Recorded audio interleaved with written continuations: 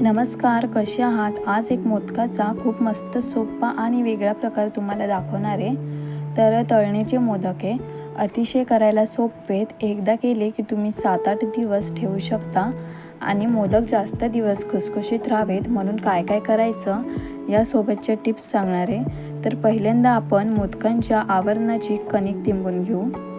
तर त्यासाठी आपल्याला लागणारे गव्हाचं पीठ. मोठीच वाटी मी इथे गव्हाचं पीठ घेतलं आहे. पूर्णपणे गव्हाचंच करणार आहोत, मैद्याचं नाही. त्यानंतर अर्धा चमचा मीठ, 2 चमचे बारीक रवा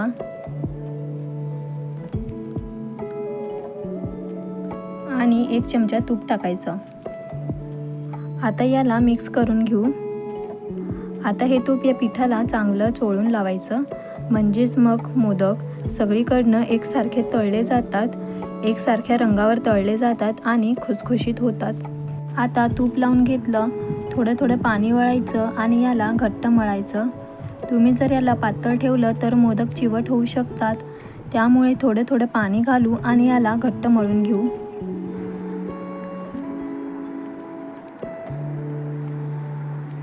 आता याला आपण असं घट्ट मळून घेतलं आहे. लक्षात घ्या, आपल्याला याला घट्टच ठेवायचं आहे, म्हणजेच मग व्यवस्थित त्याला पाकळ्या पण करता येतात. आता हे 15 मिनटं असंच झाकून ठेवू. आता करायचं आहे सारण. त्यासाठी 1 वाटी साखर घ्यायची आहे. साखरेचीच करणार आहे, कारण ती उष्णतेमुळे कॅरेमलाइज होते आणि खूप छान लागते. आणि 1 वाटी ओल्या नारळाचा चव घालायचा. आता याला चांगलं मिक्स करायचं. इथे मी ओलं खोबरं वापरलं आहे, तुम्ही सुकं खोबरं वापरलं तरी चालेल. तर लगेच मोदक करून घेऊ. तर दुसरीकडे कणिक पण चांगली भिजली गेली आहे, एकदा मळून घेऊ. आता याचे छोटे छोटे गोळे करून घेऊ.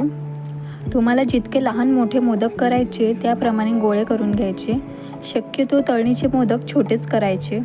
फक्त लक्षात घ्या, हे सारण आधीच करून ठेवायचं नाही. जेव्हा आपली कणिक भिजली जाते तेव्हा सारण करायचं, कारण जर खूप आधी सारण करून ठेवलं तर साखर विरघळणार, साखरेचं पाणी सुटणार आणि जो क्रिस्पीनेस असतो, कुरकुरीतपणा मोदकांच्या सारणातला, तो येणार नाही.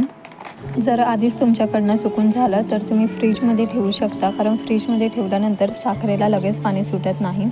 गोळे करून घेतले. आता याला आपल्याला तेल किंवा पीठ लावण्याची गरज नाही. अगदीच वाटलं तर तुम्ही पीठही लावू शकता, पण खूप लावू नका. तर पारी लाटताना चांगली पातळ लाटायची, खूप जाड ठेवायची नाही. तर इथे पारी लाटून घेतली. आता याच्यात भरायचं सारण.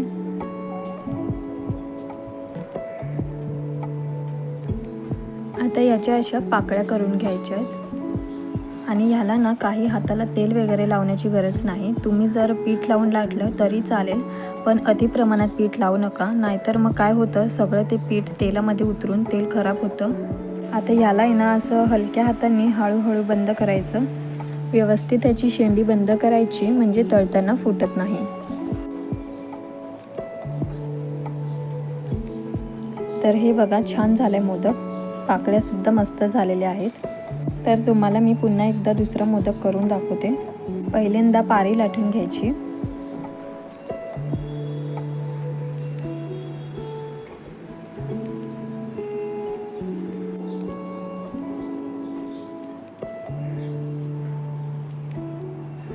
आता यात भरायचं सारण आणि अशा पाकळ्या करून घ्यायच्या. फक्त काय आहे ना, याच्या जे आपण पाकळ्या मिटतो ना, ते व्यवस्थित मिटून घ्यायच्या, कारण कधी कधी काय होतं, आपण जर याला व्यवस्थित बंद नाही केलं तर ते तेलामध्ये सोडल्यानंतर उमलतात आणि सारण बाहेर येतं.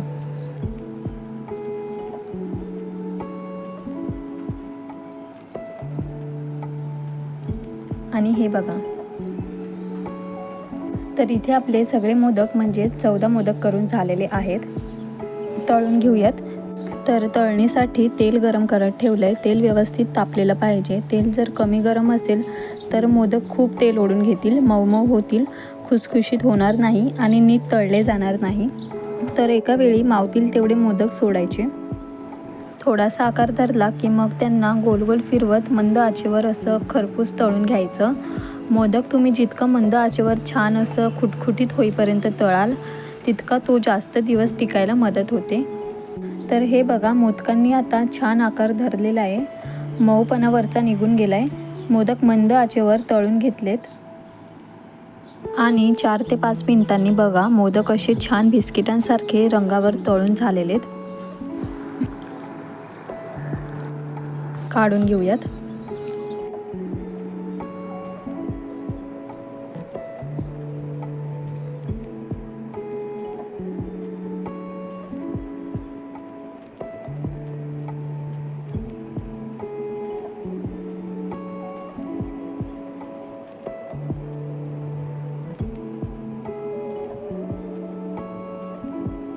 आणि उरलेले मोदक पण असेच तळून घेऊ.